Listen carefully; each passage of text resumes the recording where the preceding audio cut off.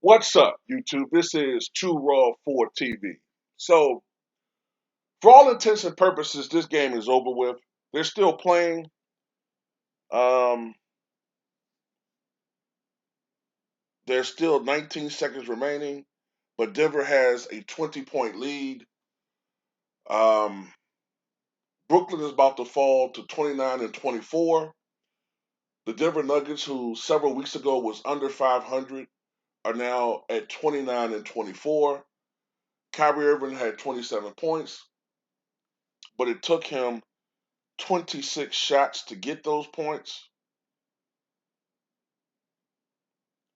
Nikola Jokic, another triple double, 27 points, 12 rebounds, 10 assists, and 2 steals in the block on 12 of 15 shooting. And this was despite a slow start for him. I'm telling you something, man. Joel Embiid is like leading, but Nikola Jokic is right fucking there, man. And the only thing that was hurting Jokic was the team record, but that's getting better. Jokic is the truth, man. Nikola Jokic is the fucking truth. He's the truth. You know who ain't the truth though? Better yet, you know what is the truth? The fucking Brooklyn Nets suck ass. They suck ass. You understand me?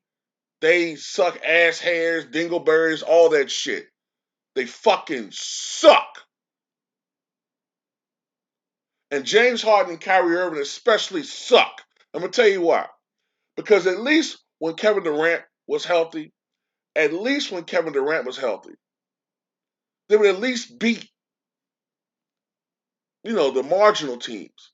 They kept losing to the elite teams, but at least they were like in the top 1 to 3 in the Eastern Conference. At least they were beating the Orlando Magics and the Houston Rockets and the Sacramento Kings of the world.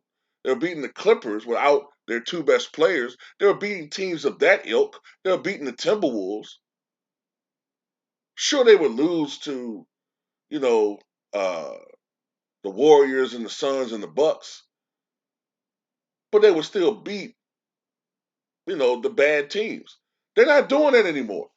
The Nets have now lost 8 consecutive fucking games. And I think this coincides pretty much with Kevin Durant's injury.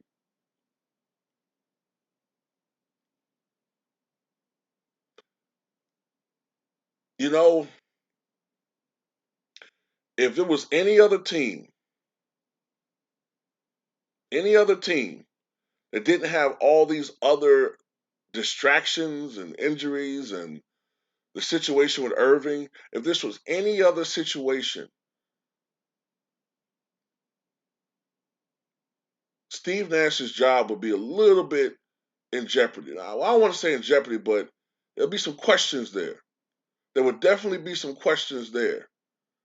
The seat will be a little bit warm, not so comfy.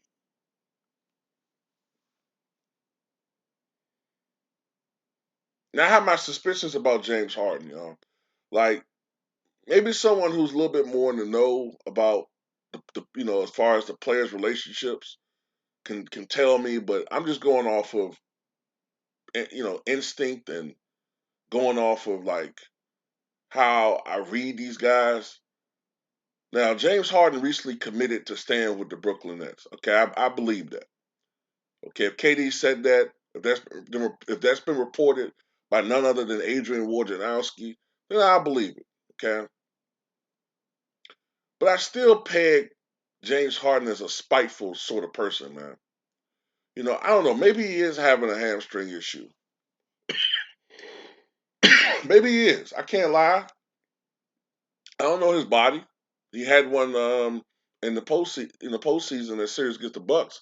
So maybe he is having a recurrence of that. That is something that has bothered him over the past year or so. So maybe that is the truth. But the timing of it is very suspicious. You know, you look at that. You look at the fact that his level of play has dropped off dramatically since KD got hurt and Kyrie came back. You hear the reports about how he's, you know, frustrated with, all of the inconsistencies with the roster, the lineups, So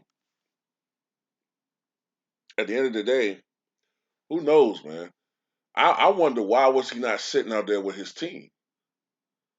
I read a report saying that he was out back getting his hamstring worked on and shit. I mean, but I thought it was a slight pull. I don't know. I know that shit hurts like a motherfucker. I do. I know it hurts when you have a genuine hamstring injury. That shit hurts. Um,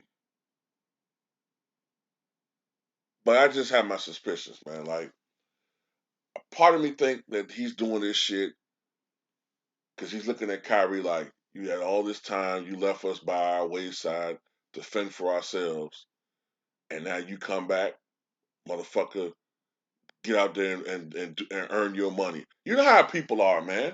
You know how people are. You could be at work. You could be at work, and if you're, uh, let's say you work laundry, or let's say you work like in a nursing home, or you working somewhere. Not, as a matter of fact, I got something better than that. Let's say you're a trash guy, right? And you and your partner supposed to dump a equal amount of trash and shit, man. But your partner had the day off or whatever, and the day that you was pulling trash was especially heavy, right? Now, your logic part of your mind is going to say, well, he didn't know that it was going to be like this. He took this day off 2 weeks ago. He didn't know that. But the petty side of you going to be like, well, fuck that. I had a hard day. This motherfucker, this motherfucker come back. I ain't doing shit. I'm gonna be lax like a motherfucker. Cause you feel like he had a free day and he can't have a free day. You know what I'm saying? You worked hard, he had a free day, that shit piss you off, so you go you go out there the next day and you don't help the motherfucker. You dip off and do all this extra shit so that his day was as fucked up as yours. I don't know. I'm not saying everybody has that mentality, but a lot of people do shit like that. So one thing I do know, this team is not winning a championship. There has never, in the history of the NBA, been a team that's won a title and has had a 7-game losing streak during the regular season, let alone now an 8-game losing streak. It's never happened before. And, you know, as competitive as the East is, and KD's not coming back until after the All-Star break, there's a lot of tension going on in Brooklyn. A lot of tension. And I'm just going to say this, man. I don't trust James Harden, man. I don't trust this motherfucker at all.